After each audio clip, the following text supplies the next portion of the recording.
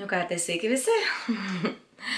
Em, Keista iš tiesų sveikintis dabar po tiek laiko ir tiesiog ilgai labai svarsčiau apie savo grįžimą. Atrodo, tik pradėjau ir viskas tarsi sustojo staiga. Ir kažkaip ilgą laiką dabar jau vis kirbėjo mintis, kad noriu grįžti.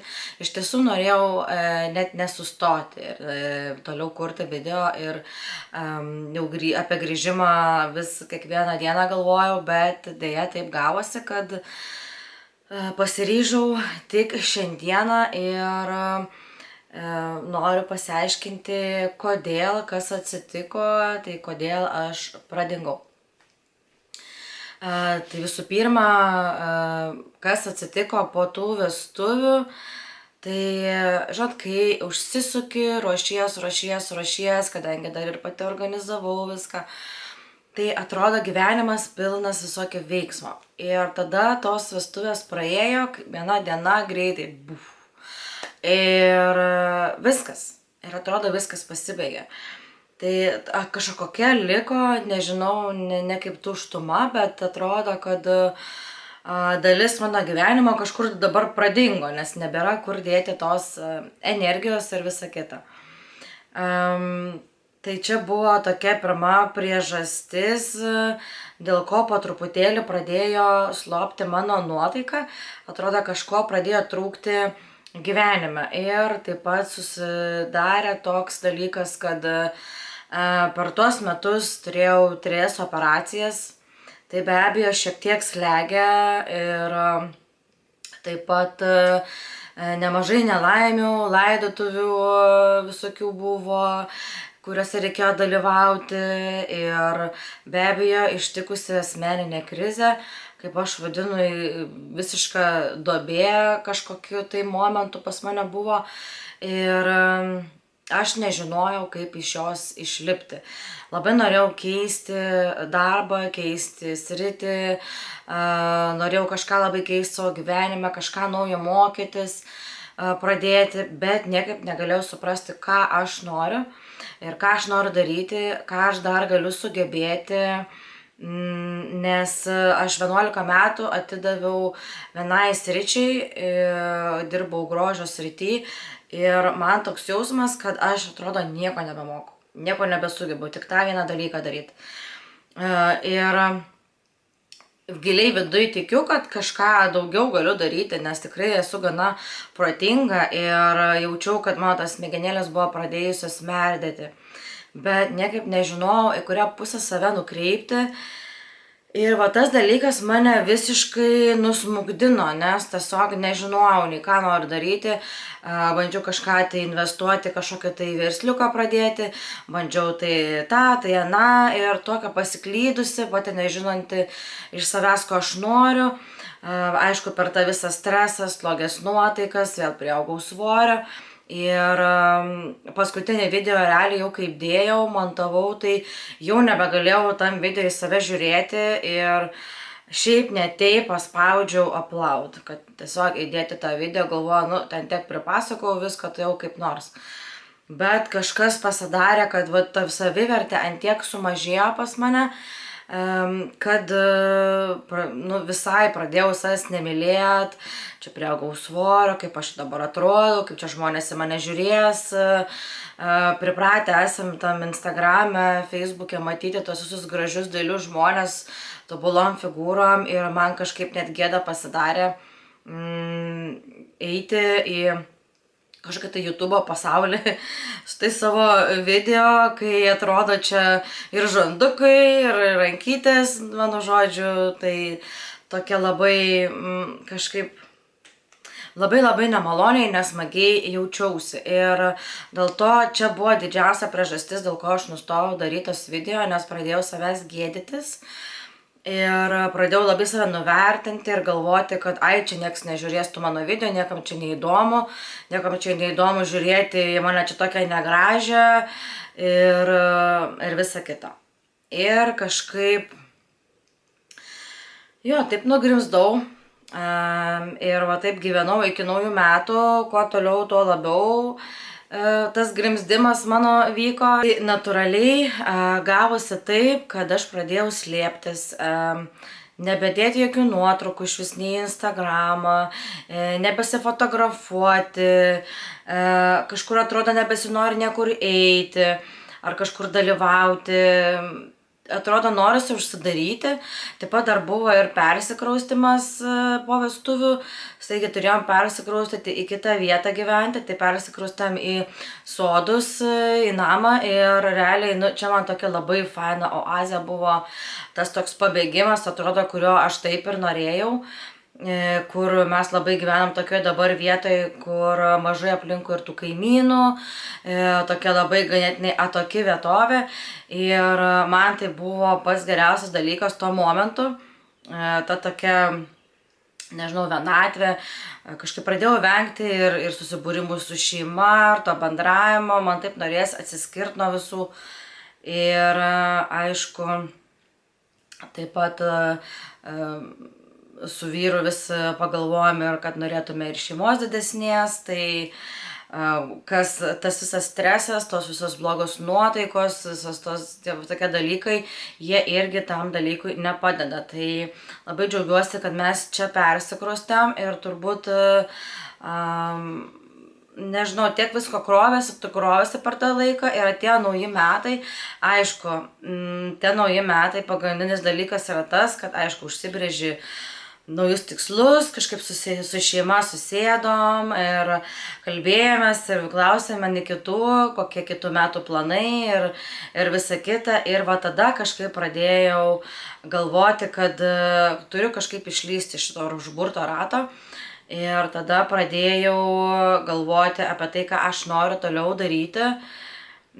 Ko be abejo aš taip greitai ir nesužinojau, bet pirmą dalyką, ką nusprendžiau padaryti, tai pradėti kažkokią tai savęs ugdymą, gijimą, kažkokią tai bandyti išeiti iš tos būsenos, daryti viską, kad iš tos būsenos išeičiau. Ir tai mano buvo toks tikslas, tai aš po naujų metų, ten atsimenu sausio 1 ar 2 dieną, dabar tiksliai neprisimenu, atsisėdau ir susirašiau savo New Year's Resolutions. Ir įtraukiau labai svarbų faktą, tai knygų skaitymą, kad kiekvieną dieną turiu atrasti laiko paskaityti knygą.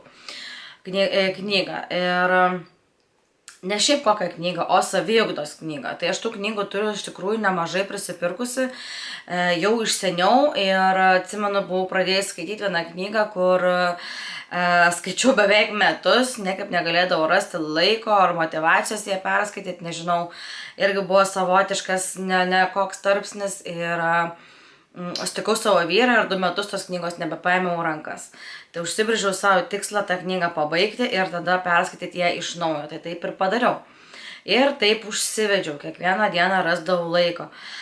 Bet apie tą išėjimą gal vėliau kokią kitą kartą papasakosiu. Dabar tiesiog norėjau papasakoti, kodėl aš dingau, tai dabar kodėl aš noriu grįžti.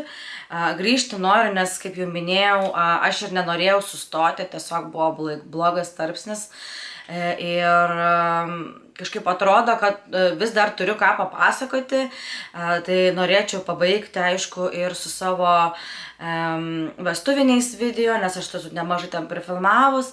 Tai jau, aišku, kadangi jau netrukus jau metai laiko bus, kaip mes susituokę, gal kažkam atrodys kiek kvaila, kad aš po metų laiko vos nedalinsiuosi tais video, bet tebūnie tai tiesiog prisiminimai mano tų pasiruošimo, tų visų akimirkų ir visa kita. Man ir vėl bus smagu pradėti peržiūrinėti tą visą pasiruošimą, tą savo laukimą, vėl tas jaudulys bus dar kartelį išgyventas. Ir gal kažkam vis dėlto ta informacija pasitarnaus, ką aš parodysiu, o galų gale galbūt pačios, kurios planuojate, galų gale gal tiesiog bus smagu susižiūrėti prie kavos ir kažkaip, nes aš kaip būtent pradėjau tą kurti, aš norėjau pati tokių video pasižiūrėti, kai kažkas kitas ruošiasi savo vestuvėms.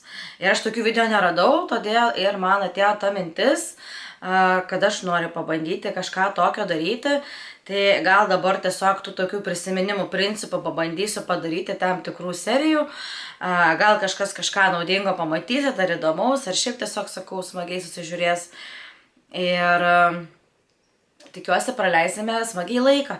Ir be abejo galvoju, kad gal šiek tiek įtrauksiu kažkokios gal savo kasdienybės, gal kažkokios tai savo, nežinau, planuojamės ir dabar čia reikia kelionę važiuoti, tai gal parodysiu kažką, tai aš ir naują darbą susiradau, knygų jau krūvą perskaičiau, mano visiškai mąstysena pasikeitus, mano gyvenimas apsivertė dabar labai dideliu kampu. Iš tikrųjų tikrai nemažai dalykų įvyko į gerą pusę, jaučiuosi daug laimingesnė, pradėjau pamilti save, net nepradėjau, pamilau save.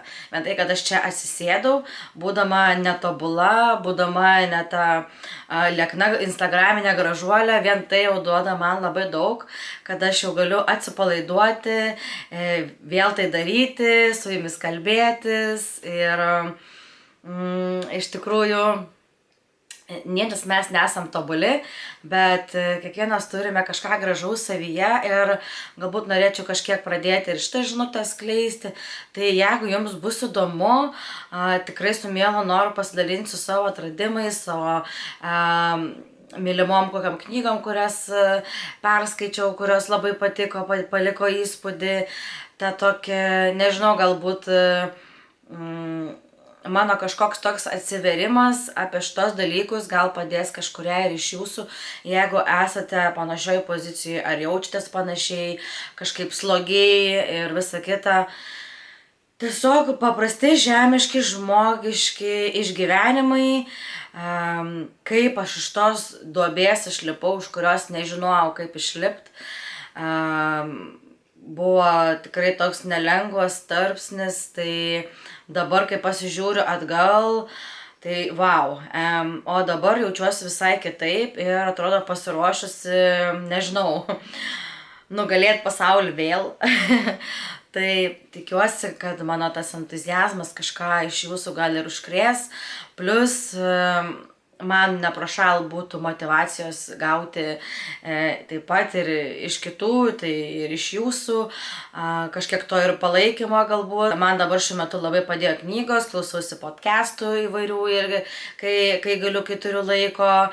Ir dar visokių idėjų turiu ir dabar apie savihipnozę skaitau, tai bandau ir šitą dalyką, manifestavimas pas mane dabar yra numeris 1 ant lentynėlės pastatytas dalykėlis, kuris man jau pasiteisino ne vieną kartą. Tai sekantį video įkelsiu jau susijusiu su vestuvėm ir turbūt ko gero nežinau, kaip aš dar nuspręsiu daryti.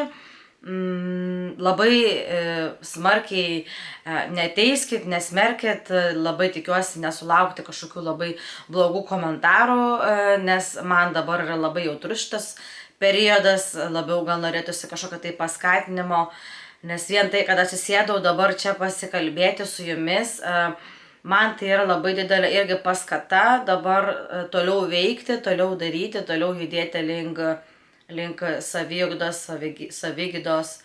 Man gal tai bus kaip savotiška terapija, gal pasišnekėti kartais su jumis.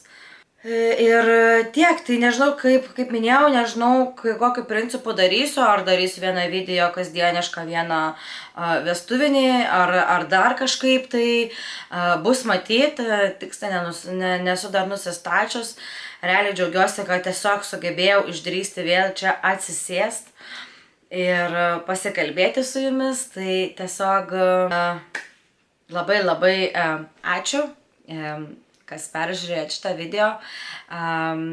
Būsiu labai dėkinga, jei ir toliau su manim liksite ir žiūrėsite ir tikiuosi, kad visi kartu gražiai ir smagiai praleisime laiką. Tai tiek šiandien ir iki.